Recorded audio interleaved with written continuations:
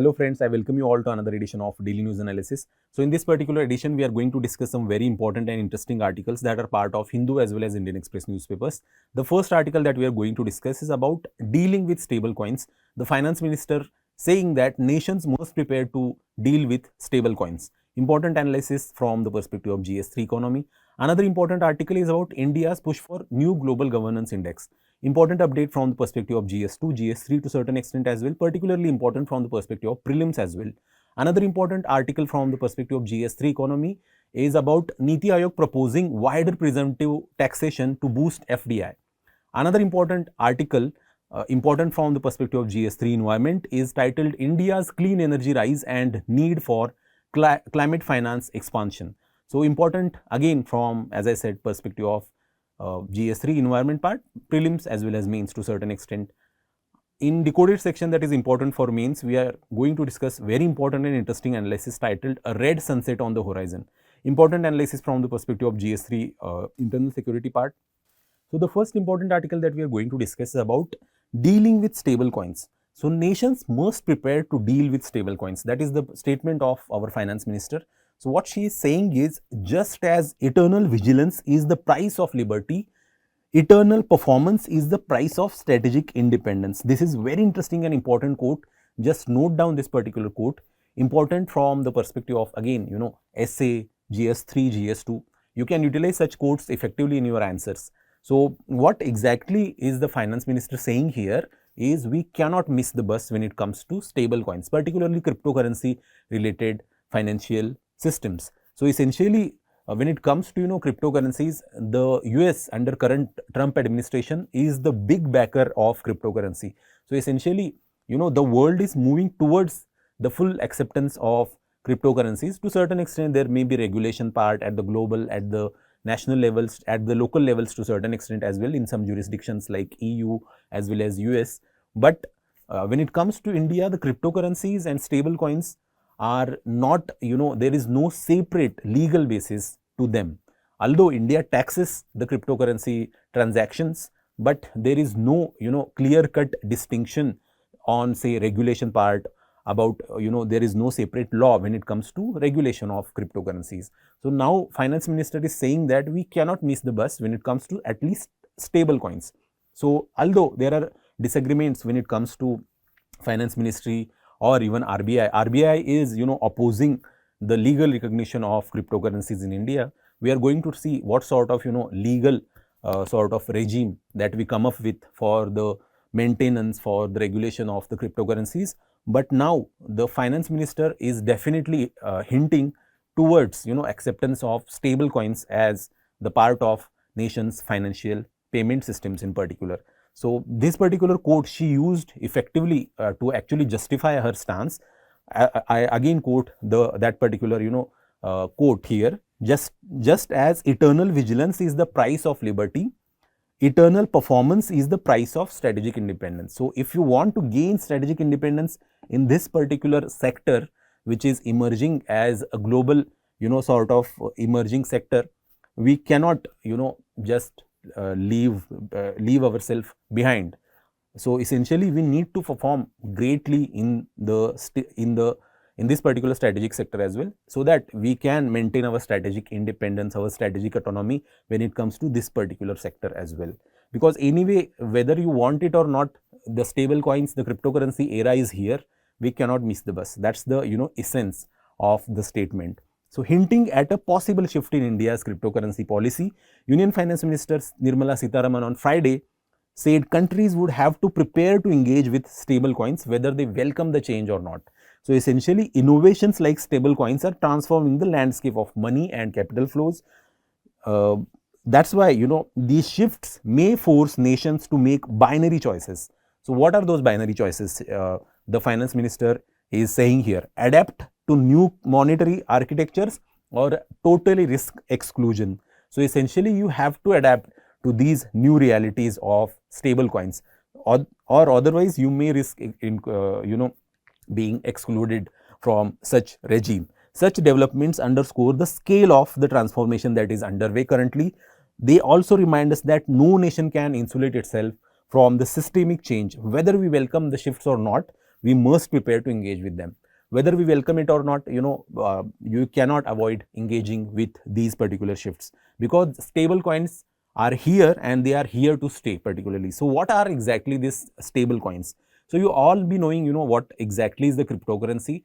So Bitcoin is the famous example of cryptocurrency, but what sort of cryptocurrency is stable coin? So what exactly is the meaning of stable coin? Although the basic technology is same, the blockchain technology, I am not going to go into the details of the blockchain here. Essentially, stable coin is also a type of cryptocurrency, but that attempts to maintain stable price as they are pegged to an underlying asset. So this is very important. So there is some sort of stability when it comes to stable coins. Why? Because they are pegged to underlying asset such as basket of currencies or precious metals. Even there are certain stable coins say pegged to the value of dollar as well in US particularly. So stable coin provides certain sort of stability, because most of the times cryptocurrency, the feature of cryptocurrency is the fluctuation in its price. So you must have seen Bitcoin prices going to reaching highest levels, although when it comes to volatile times it can crash suddenly as well. So there is some sort of uncertainty when it comes to stability part of cryptocurrencies, but stable coins to certain extent try to do away with that particular flaw of cryptocurrencies by pegging itself to certain sort of underlying assets such as basket of currencies or precious metals to certain extent. The remarks came at a time when Finance Ministry and the Reserve Bank of India have both voiced their reservations about the private cryptocurrencies, also referred to as virtual digital assets. So VDAs particularly virtual digital assets. So as I said, cryptocurrencies and virtual digital assets in India means, although they are taxed to certain extent, the Finance Ministry and RBI are on an opposite end when it comes to the legal recognition for these particular virtual digital assets like cryptocurrencies. India has not legalized these products in terms of regulation, but it does tax transactions that involve them. So it essentially do the taxation part, but it doesn't legally recognize these assets. So the RBI on the other hand has lobbied hard to ban virtual digital assets outright, while simultaneously launching pilot projects of its own like central bank digital currency. So CBDC, most of the time you must have heard it. It is pretty much in news in last 2 years, CBDC. So there are pilots when it comes to the launch of CBDC. RBI has its own CBDC now, but to certain extent it has lobbied hard for not recognizing these virtual digital assets, particularly cryptocurrencies, outrightly. So why is it so? Why RBI opposes the legal recognition for these virtual digital assets? So as I earlier said, most of the time these virtual digital assets, particularly the cryptocurrencies, are volatile in nature. They are not stable, nor they are pegged to certain underlying asset. So there is no guarantor when it comes to cryptocurrency. So to certain extent there are there are risks involved to the payment systems itself. So from that perspective, RBI opposes the recognition or legal recognition in particular of cryptocurrencies. On the other hand, as the finance minister is now hinting that we cannot miss the bus when it comes to cryptocurrencies as well. So there should be some sort of legal framework where RBI also gets its own say, but at the same time we cannot miss the bus. That's the essence here. Although RBI has launched CBDC, the legal recognition, there is pretty much ambiguity when it comes to the legality part of CBDCs. So central bank digital currencies are official digital currencies issued by central banks and carry the same legal backing as traditional fiat currency. India's finance minister emphasized that nation's economic resilience and capacity to absorb global shocks, noting that geopolitical changes are shifting alliances and testing old partnerships as well. So we have all seen, changing geopolitical realities. The geoeconomic realities are also changing to a certain extent. So considering all these shifts, essentially the value of say the cryptocurrency or stable coins is immense, is tremendous. So from that perspective we cannot miss the bus. So that's why there needs to be some sort of legal regulation, legal framework under which we tax them, we give them recognition. There should be some sort of regulatory authority that actually does the regulation part when it comes to cryptocurrencies and stable coins in particularly. FM warned, however, against complacency in the face of such uncertainty, stressing the need for constant vigilance and constant performance. She highlighted that strategic independence requires continuous effort and prudent decision making rather than self-congratulations. So that's why, that's the meaning of the quote that I earlier said, that eternal performance is the price of strategic independence. So she is batting for the strategic independence based on strategic eternal performance as well. So essentially, when it comes to the difference between stable coins and cryptocurrencies, so we need to understand how exactly is the stable coin different from cryptocurrency. So stable coins aims to combine benefits of cryptocurrencies, digital, fast, borderless, that is the positives of cryptocurrencies, with price stability of traditional money. Traditional fiat money has price stability, obviously, because it is pegged with, say, underlying asset. While most cryptocurrencies prioritize decentralization and investment potential, but face high price swings as well. So there is a lot of uncertainties when it comes to price stability of cryptocurrencies, but stable coins to a certain extent, try to do away with that particular flaw of cryptocurrencies, as I earlier said. So value stability, when it comes to, difference part, let's look at some of the aspects and how it differs, how both these, currency systems differ. So when it comes to aspect of value stability part, designed to maintain a stable value, usually pegged to fiat currencies like USD or assets to reduce volatility. Generally, this is about stable coins. But when it comes to cryptocurrencies, these are highly volatile. Prices fluctuate wildly based on market demand and speculation as well. So as I earlier said, stable coins have stable backing of fiat currency, crypto, or even assets, or controlled algorithmically to keep prices stable to a certain extent. On the other hand, cryptocurrency is typically not backed by any asset. Value depends on supply, demand, and investor sentiment to a certain extent as well. So examples you can see, Tether is particularly a type of stable coin. Apart from that, USD coin is there. DAI is also a type of stable coin. Cryptocurrency, obviously we all know Bitcoin, Ethereum, there is Binance as well. So these are examples of cryptocurrencies. So volatility impact minimized by design, making them suitable for everyday transactions. So that is the beauty of stable coins. On the other hand, cryptocurrencies are highly volatile, can limit use as reliable medium of exchange or store of value. So stable coins, let's look at the basics of the stable coins, as the article talks mostly about stable coins here. So as I said, most of the time now, stable coins are type of cryptocurrency designed to maintain stable value by pegging it to a reserve asset like fiat currency, like USD, or commodity like gold, or a basket of assets. So there can be, many things when it comes to, underlying asset. What is the purpose? To combine the benefits of digital currencies such as fast, low cost transfers with the price stability of traditional currencies. So that's why, stable coins are very valued. So types of stable coins, this is also very important from the perspective of prelims here. There is fiat collateralized stable coin as well, backed by one fiat currency held in reserve like USDT, USDC are fiat collateralized stable coins. There is crypto collateralized stable coins as well. Then there are algorithmic, non-collateralized. So these are some of the types of crypto stable coins particularly. Obviously, they are used in facilitating remittances and cross-border payment. That generally, cryptocurrency, it sort of is the system where cross-border payments are encouraged. Trading and hedging in crypto markets, enabling decentralized finance. So DeFi particularly, DeFi applications are possible, decentralized finance applications, providing a stable medium of exchange while volatile crypto ecosystem, within volatile crypto ecosystem. So there is some sort of stability when it comes to stable coins. There are although risks and concerns associated with stable coins as well. Regulatory scrutiny over transparency and reserve backing. So this is also very important part. As I said, although the stable coins era is upon us, but there are very few scant regulations when it comes to, say, the scrutiny over transparency and reserve backing part of stable coins. So there are concerns in that regard, regulatory concerns. Potential systemic risk to financial stability if widely adopted without oversight. So that is this is the main part here.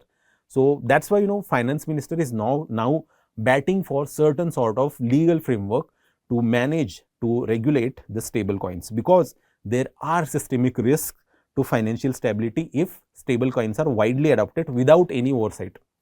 Concerns about money laundering and illicit activities. So this is very important concern when it comes to cryptocurrency part. So that's why central government is very hesitant while outrightly accepting the legality of cryptocurrencies. At the same time, the foremost part when it comes to internal security of India is the money laundering, as well as terror financing, illicit activities involved in say drug trafficking, human trafficking, etc. as well. So essentially, to regulate those also, to actually control these issues also, we need to have certain sort of legal framework regulations in place. So that's why the FM's statement now holds very important value.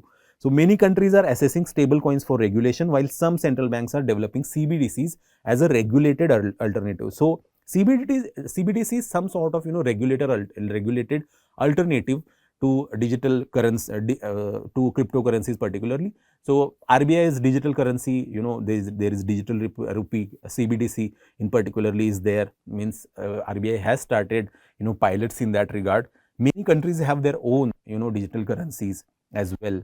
So this is very important practice question for you. Just comment your answer in the comment section. Important analysis from the perspective of GS3 economy. So next important article that we are going to discuss is about India's push for new global governance index. So what has happened now, at a multilateral body, India pushes for new global governance index. So over the past few years, several global indices have portrayed India in a negative light, and the government has questioned their methodology. So many times, when the index is perception based, most of the time, the rank given to India is often very subjective. So that's what subjectivity part is where the government of India is criticizing these particular indices. So now, as the current president of International Institute of Administrative Sciences, IIAS, India has proposed a new international governance index. So there is World Governance Index, which is in place now, which is given by obviously World Bank. India is now proposing new international governance index. India, which won the presidency of Brussels-based IIAS for the first time in June this year, has pitched for research on establishing this particular index here.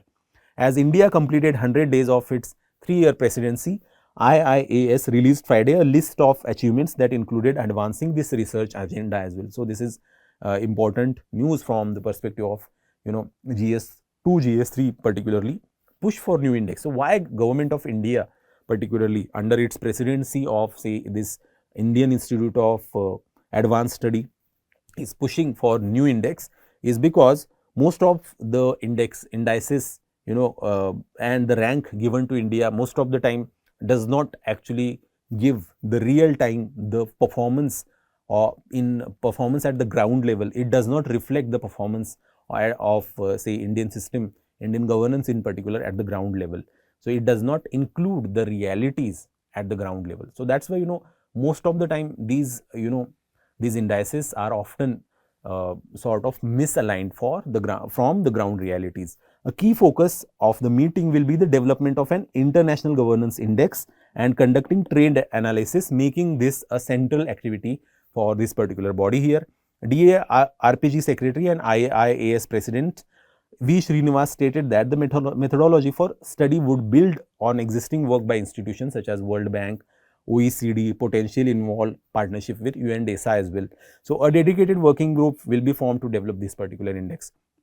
So India's declining ranking in global indices. So as I earlier said, why India is pushing for this particular new international global governance index? Because most of the time these global indices, when it comes to governance part, show India in poor light. The move comes as India faces criticism in several global governance and democracy indices. For example, there is VDEM Institute, University of Gothenburg, Sweden, has classified India as an electoral autocracy since 2017. So this particular in its 2025 report, India was ranked 100 out of 179 countries in the Liberal Democracy Index. So this VDEM Institute, which is from Sweden, essentially publishes this liberal democracy index. In its 2025, it ranked India 100 out of 179, and from 2017 itself, it is saying or calling India as an electoral autocracy. So essentially, such sort of formulation, this sort of formulation is very problematic, because the index of this VDM Institute about liberal democracy is a perception based index sort of. So, and most of the time, liberals have this perception of India, which is most of the time is very much negative. Concerns over methodology of global indices. In 2022, the Economic Advisory Council to the Prime Minister criticized perception based indices such as Freedom in the World Index, VDM indices, EIU Democracy Index as well. The EAC PM stated that these places India at a levels comparable to the emergency period of the 1970s, calling their methodologies flawed. It urged World Bank to demand greater transparency and accountability from these organizations, as their indices are inputs into the World Governance Index as well. So, essentially in 2022 particularly, the Economic Advisory Council to the Prime Minister harshly criticized these indices by saying that these are pretty much perception based indices, which shows India in a very poor light, like emergency period of the 1970s. Why? Because the methodology is flawed. So, and essentially it urged World Bank to actually demand greater transparency and accountability from these indices and the bodies that publish them. Calls for indigenous indices and transparency. So, in that regard, EACPM particularly has called for very much indigenous indices, and Niti Aayog in that regard has published many indigenous indices when it comes to governance part. So, Indian think tanks to produce perception based global indices to counterbalance Western dominance in that regard. So, this hasn't happened yet, that Indian think tanks haven't come up with those many perception based global indices, although there are subnational indices given by say Niti Aayog. Those indices are not perception based anyway. Those indices are pretty much based on certain facts and values in that regard. So, more transparency in the WGI, which is used by credit rating agencies in their evaluations. So, why government is pushing now for new global governance index is because the WGI, which is essentially factored into credit rating agencies and their valuations, is giving some sort of flawed reading of say Indian governance part. So, Nageshwaran highlighted that WGI relies on subjective expert opinions, often from organizations with no local presence or understanding of the countries assessed. He criticized the opacity in how credit rating agencies weigh these indices. So, there is always subjectivity involved when it comes to evaluation or transparency, accountability part of these particular indices. So, in that regard, there is V. Anant Nageshwaran, particularly the CEA, has criticized these indices by advocating for the Indian or indigenous indices, so that they can counterbalance the Western dominance in this regard. So, India's WGI score of 2023. So, in this particular article, there is analysis from India's WGI score of 2023 at a finance ministry seminar in 2023 particularly. CA Anant Nageshwaran raised concerns about the lack of transparency in the world governance indicators, which are used by credit rating agencies for their valuations. So, he criticized the WGI for relying on subjective assessment by so-called expert institutions that often lack on-ground presence or contextual understanding of the countries they often judge.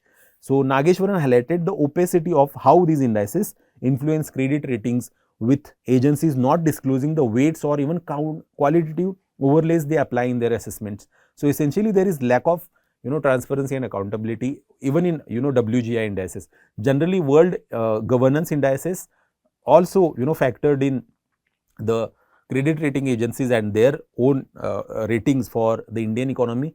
That's why government at that point of time batted hard for the reforms when it comes to the world governance indicator. So, in 2023, world governance indicators assigned India the following percentile ranks: 0 lowest, 100 highest in this regard. Voice and accountability 51.47, political stability and absence of violence, terrorism, it is 21.33, government effectiveness 67.92, regulatory quality 47.17, rule of law 56.13, control of corruption 41.51. So this is sort of the indicators given under the world governance indicators to the India. So essentially there is lack of transparency when it comes to what sort of indicators this particular WGI assessed. So let's look at IIAS and India's presidency in this regard.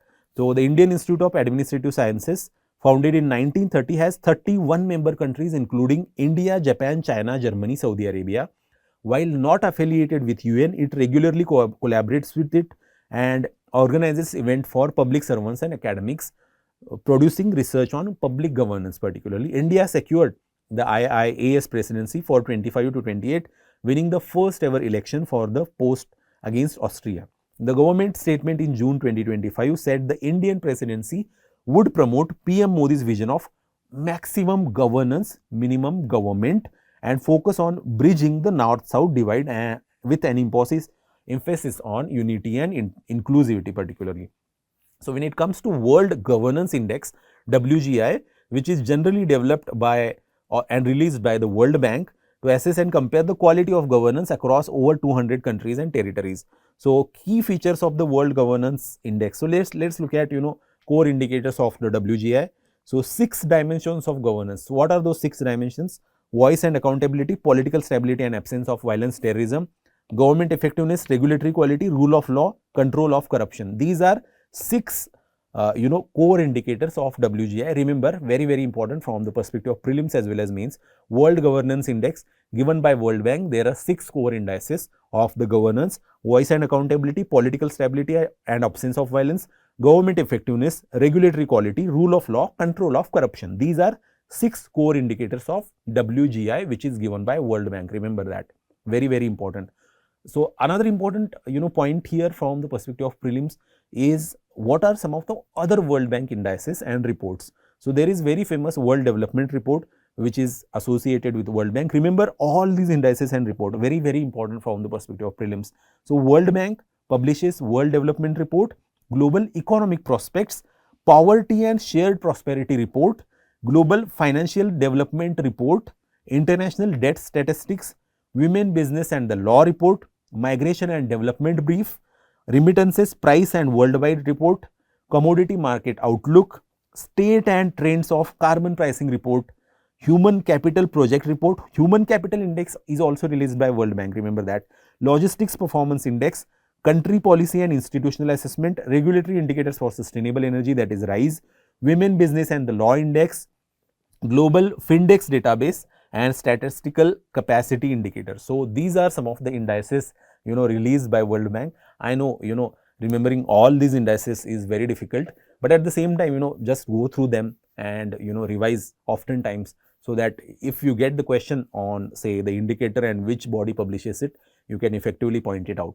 So apart from that, when it comes to World Bank indices and reports, there is other body, that is IMF, whose reports and indices are also important. So let's look at some of the landmark indices and reports given by IMF.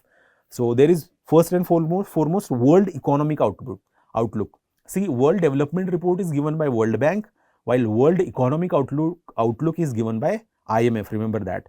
Global Financial Stability Report is also given by IMF. Fiscal Monitor is also given by IMF. Regional Economic Outlook, Financial Access Survey, External Sector Report, Financial Development Index, Financial Fiscal Transparency Index, Global Financial Development Database, Macroeconomic Imbalance Procedure MIP indicators, Index of Capital Account Restrictions and Financial Soundness Indicators, FSI particularly. So many times ease of doing business is also used to be published by World Bank, but World Bank has now discontinued that particular index. So another important institution mentioned in the article is UNDESA, United Nations Development of Economic and Social Affairs. So what exactly is this body? It was established way back in 1957 as the Department of Economic and Social Affairs within the UN Secretariat. Obviously, it is the part of UN Secretariat headquarters in New York, remember that.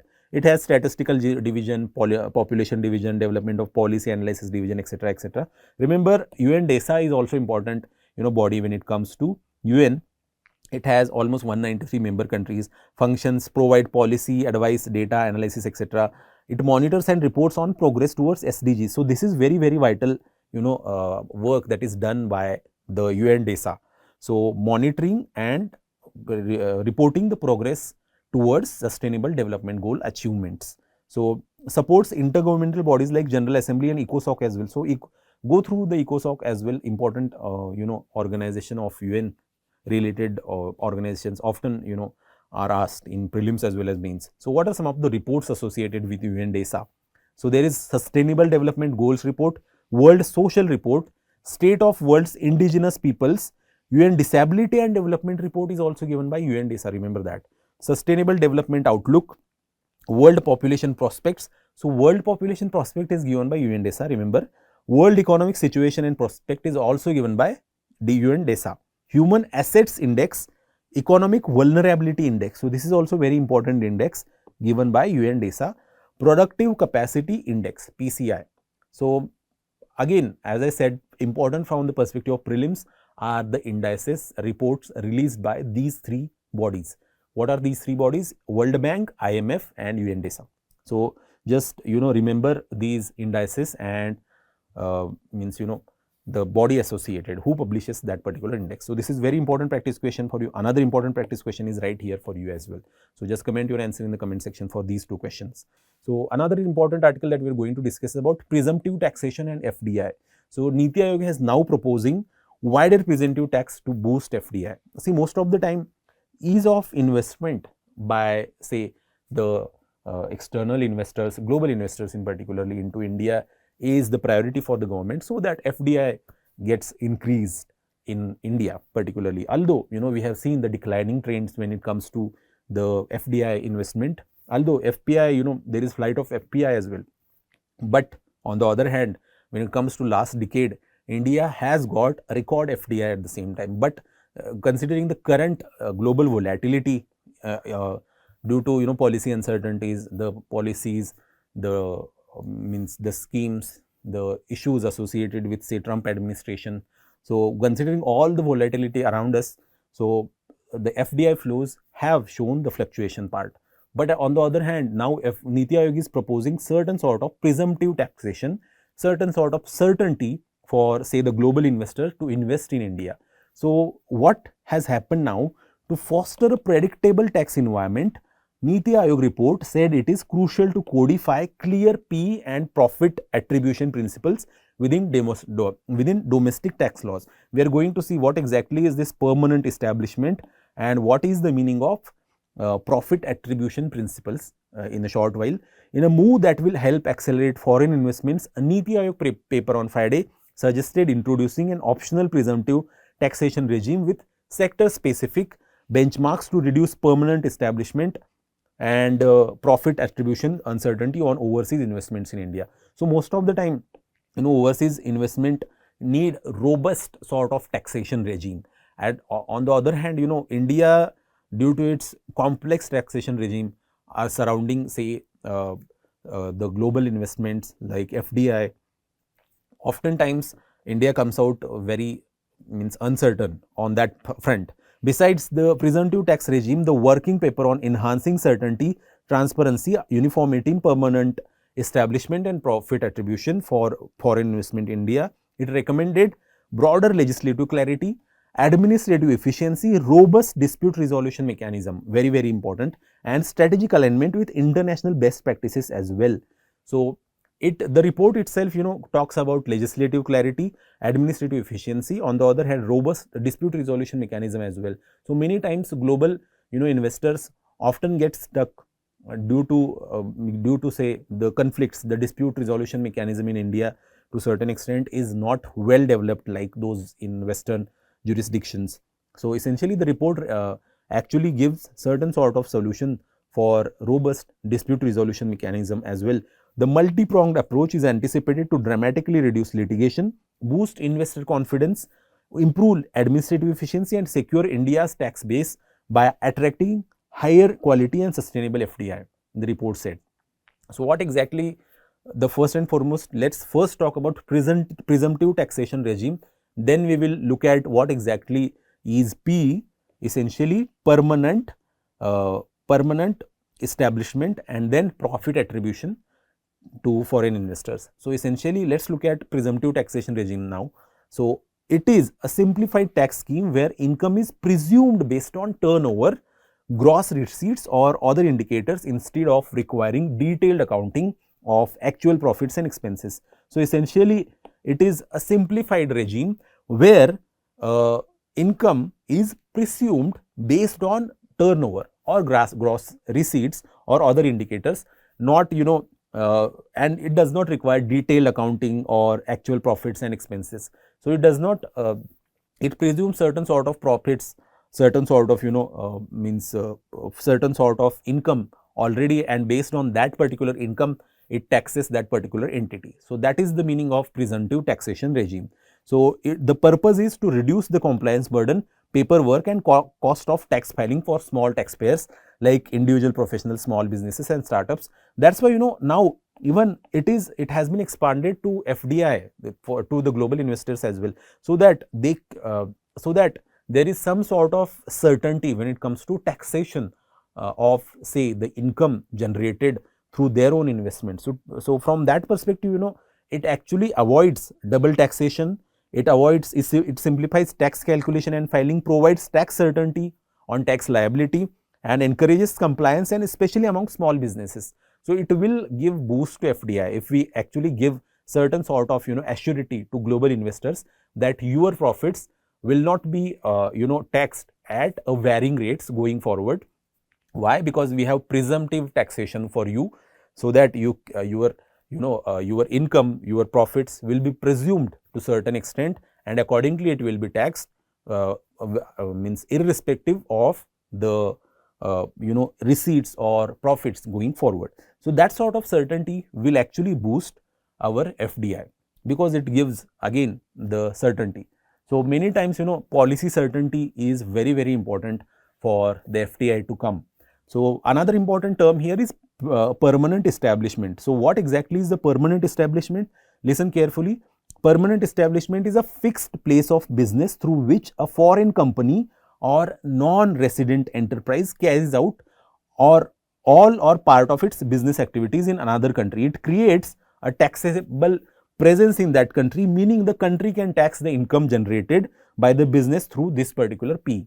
So PE is some sort of place of business established by the foreign company or non-resident enterprises in the domestic sort of in the domestic jurisdiction, so that its business activities are taxed in that particular domestic jurisdiction. It creates a taxable presence in that particular country. Examples of PE, for example, there is a branch office, factory or workshop, construction site lasting over a certain period, then department agent who habitually exercises authority to conclude contracts on behalf of the foreign company as well. So permanent establishment, essentially it is the provision for foreign companies to establishment some sort of field office in that particular domestic jurisdiction, so that the profits, the issue of taxation goes through this particular field office, and that is essentially permanent establishment, the meaning of permanent establishment. Profit attribution uncertainty. So what exactly is profit attribution uncertainty?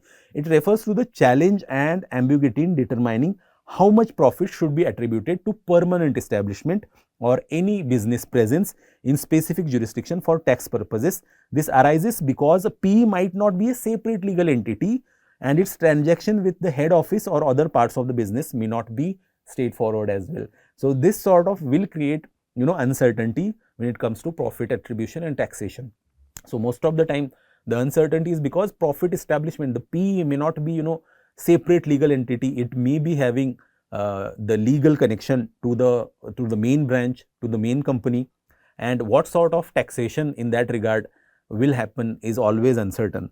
So that's why now Niti Aayog is suggesting certain sort of presumptive taxation itself on PEs, so that these profit attribution uncertainties are done away with. Why it matters? Tax authorities and companies often disagree on amount of profit that rightly belongs to the PE. Very true, which affects how much tax the PE should pay. The uncertainty can lead to disputes, even double taxation or compliance complexities as well.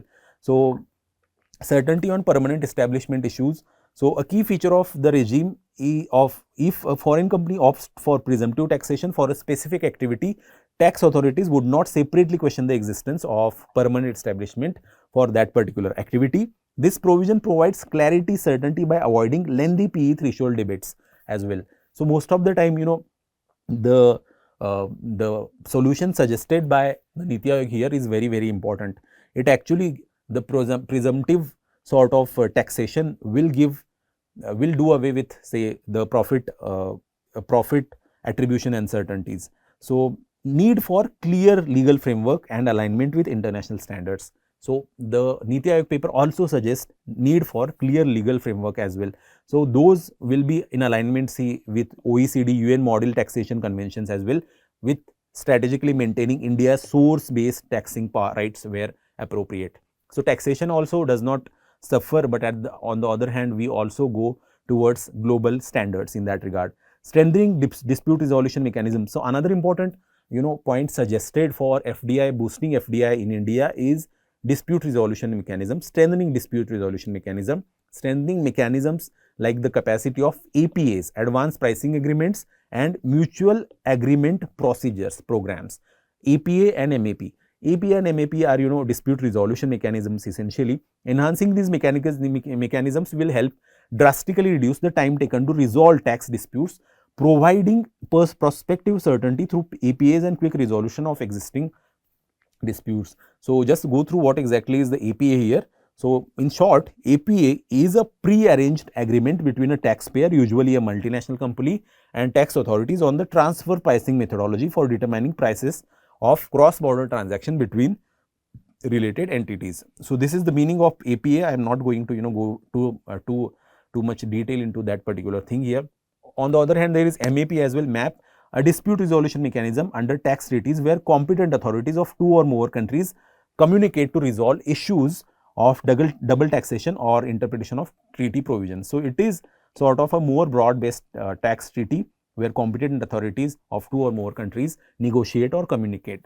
So, this is what is MAP, mutually agreement procedures, mutual agreement procedures. So, APA and MAP are both dispute resolution mechanisms here. So, the report is under ministry's consideration now. So, let us see what comes out of it.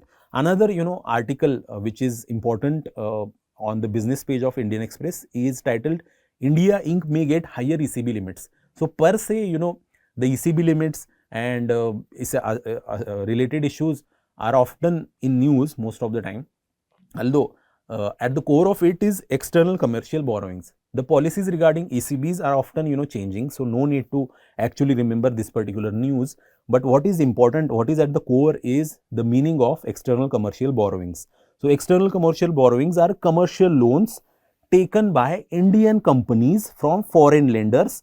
These can include banks, financial institutions, export credit agencies, and foreign equity holders as well.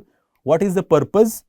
Is to access cheaper foreign capital for financial expansion, infrastructure, working capital, or refinancing existing debts as well. So, remember the meaning of ECBs here, external commercial borrowing. These are commercial loans taken by Indian companies from foreign lenders. So, that is the simplest meaning of ECB. Types of ECBs, there are loans, bonds, notes, trade credits, foreign currency convertible bonds are also types of ECBs. So, this is also very important, remember that. So, just go through this particular slide here, important from the perspective of prelims. So, this is very interesting practice question for you, just comment your answer in the comment section. So, another important article that we are going to discuss is about expansion of climate finance. So, the clean energy boom the rise that India is currently experiencing need climate finance expansion. So, essentially there is very famous saying by Mr. Barack Obama, we are the first generation to feel the impact of climate change and the last generation that can do something about it. So, very telling statement given by Mr. Barack Obama. So, what exactly is this particular article telling us is we need to do something when it comes to expanding our climate finance, climate finance essentially, so that we can have the climate resilient infrastructure, we can have climate mitigation policies which should be in place, so that climate finance per se should not be the hindrance to our climate resilient future. So India's clean energy transition is gaining momentum. That is very true. Let's look at some of the data. So in 2024, India added 24.5 gigawatt of solar energy capacity. Note down the data point here, very, very important from the perspective of prelims as well as mains, making it the third largest contributor globally after China and US. So India is among top 3 countries when it comes to solar energy capacity, addition of solar energy capacity in 2024, making it a key player in the global shift towards renewables. The United Nations Secretary General's 2025 climate report recognizes India alongside Brazil and China as a leading developing country in scaling solar and wind energy.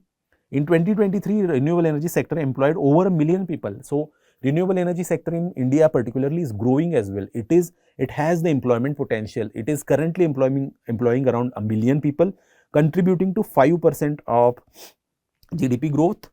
Of this, off-grid solar alone employed over 80,000 people in 2021. India's leadership in establishing international solar alliance in that regard is also laudable. We have all seen, the achievements when it comes to India's solar alliance. But despite these, notable achievements, there are certain critical gaps observed as well when it comes to climate finance. India has made significant progress in its clean energy transition. We are moving towards green energy future, but sustaining and scaling this particular momentum requires a dramatic expansion of climate finance as well. According to IRENA, aligning with 1.5 degrees Celsius climate pathway could result in India achieving 2.8% of annual GDP growth through 2050, over twice the G20 average. So remember this particular data point here as well. So if you adhere to 1.5 degrees Celsius climate pathway, by 2050, India could achieve 2.8% annual GDP growth through 2050. So we will have additional 2.8% annual GDP growth. So, most of the time, Trump is actually doing away with so many climate initiatives at the world level, but India should not give away its own climate pathway here. So why? Because it has potential to increase India's own GDP, annual GDP growth through 2050 by 2.8%. Innovations in battery integrated renewables, decentralized grids and green hydrogen present vast opportunities for inclusive and sustainable growth as well. Estimates suggest India will need 1.5 to 2.5 trillion dollars by 2030 to meet its national and global climate commitments. So that level of finance that we need to look at, that almost 1.5 to 2.5 trillion dollars by 2030. If we want to adhere to say 1.5 degrees Celsius climate pathway, this is huge need. There is huge need for climate finance to accelerate. This includes investment in renewable energy, grids, battery storage, green hydrogen, sustainable transport, agriculture, particularly resilient, sustainable agriculture. Current levels of climate finance fall far short of these needs. Obviously, by December 2024, India had issued 55.9 billion in GSS plus green social sustainability and sustainability linked debt. 186% increase since 2021. Green bonds also made up 83% of this particular $50.9 billion in GSS plus. Investment in green bonds crossed $45 billion in 2025 itself. The government targets $100 billion in sustainable finance by 2030. Although our need is almost $1.5 trillion, but we have modest targets. However, most green bond financing is concentrated among large corporates, accounting for 84% of the total. Particularly, MSME, agri-tech startups and local infrastructure projects, remain limited when it comes to green financing. To bridge this gap, India must improve access through concessional finance, risk-sharing tools as well. Successful initiatives include solar park scheme. We have all seen that particular scheme, which attracted private investment through competitive solar energy auctions as well. There are sovereign green bonds along with SEBI regulated social bonds as well.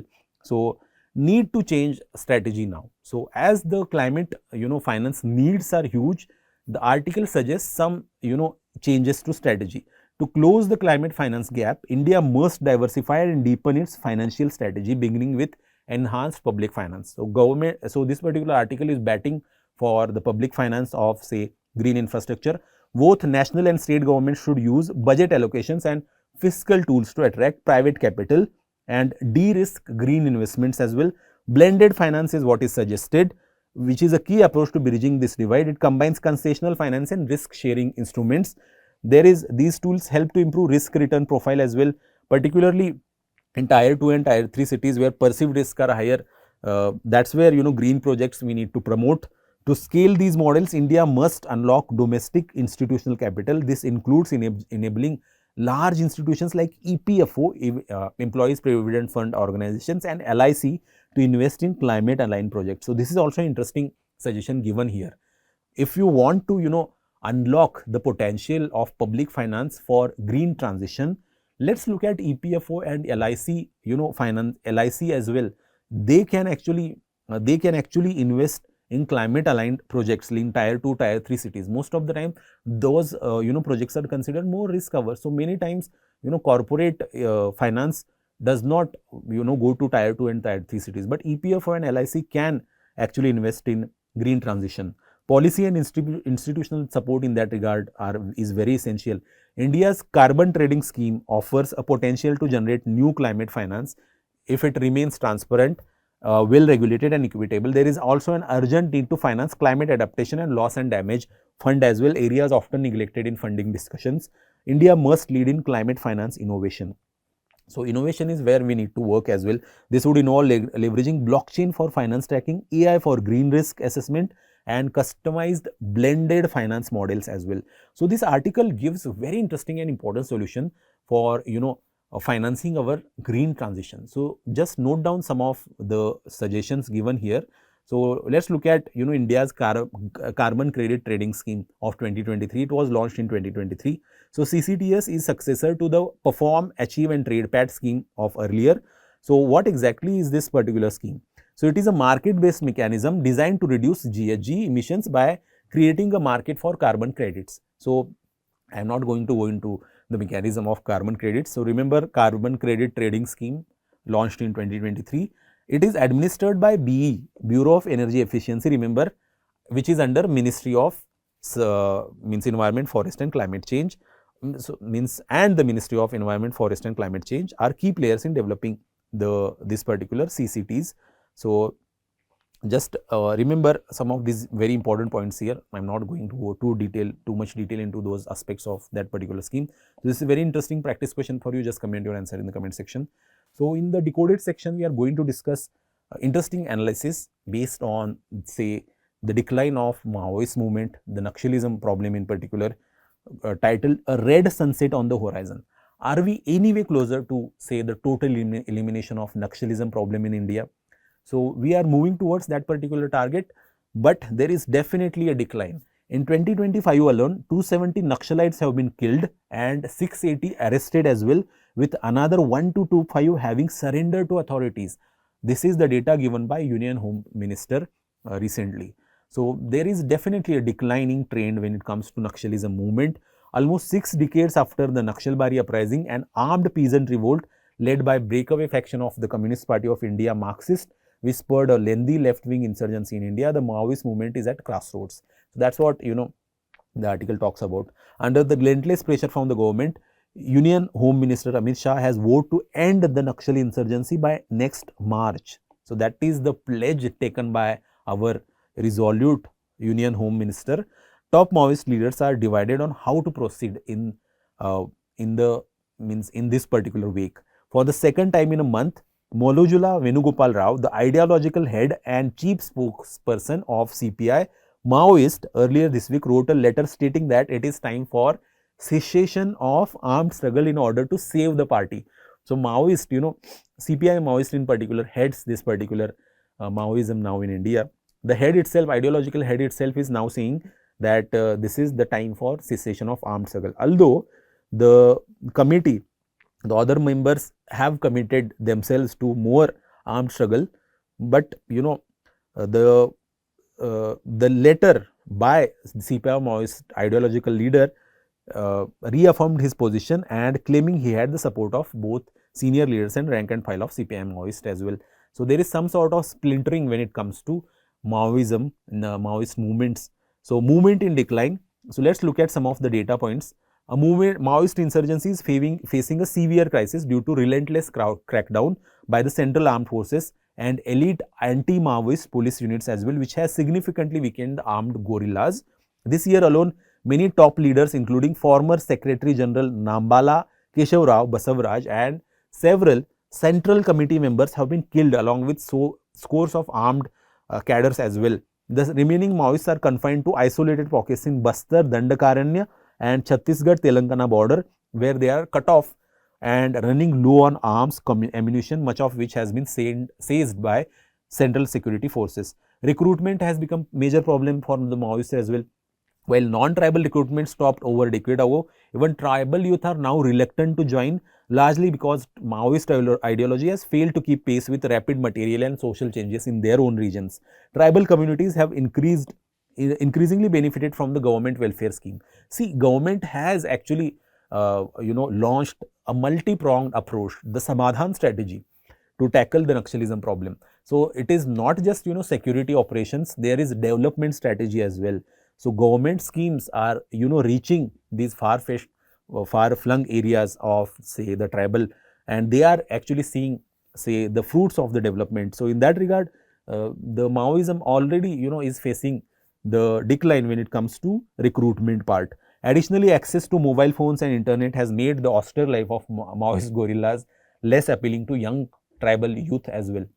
Essentially, social media has played its own part as well to a certain extent. As a result, much of the top Maoist leadership has aged, with many suffering from serious illnesses now.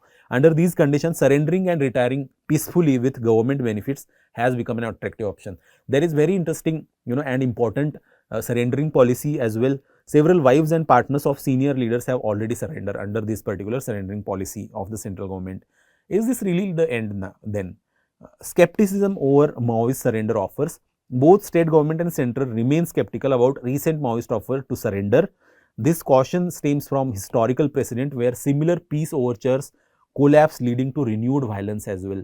So to what extent you can actually trust these particular Maoist leaders is very questionable.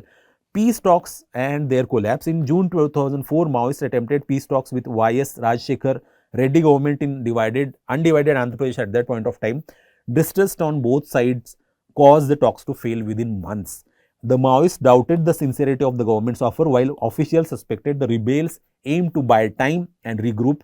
Following the collapse, violence surged in subsequent years as well. Official perspectives on Maoist intentions have obviously there are always trust issues. Government response to peace proposals. In April particular, the center rejected ceasefire and peace talks with offer purportedly from the banned CPI Maoist leader under specific conditions. The government has yet to respond officially to letter written by the Secretary General Nambala Keshav Rao as well.